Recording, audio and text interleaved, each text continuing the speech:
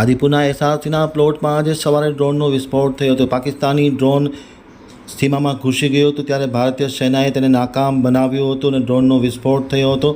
એસઆરસીના પ્લોટમાં ડ્રોનનો વિસ્ફોટ થયા અને ડ્રોનનો કાટમાળ પડ્યો હોવાની માહિતી ઉપલબ્ધ થઈ છે। ગાંધીધામ આમતક ન્યૂઝ બ્યુરોનો એક વિસ્તૃત અહેવાલ। આજે એસઆરસીના આદિપુર પ્લોટમાં ડ્રોનનો વિસ્ફોટ થયો અને ડ્રોનનો કાટમાળ જોવા મળ્યો હતો। સમગ્ર ઘટનાની જાણ થતાં પ્રશાસન ઘટના સ્થળે પહોંચી ગયું હતું। સાવચેતીના પગલાં લેવામાં તો સમગ્ર વિસ્તારને કોર્ડન કરી દેવામાં આવ્યો હતો।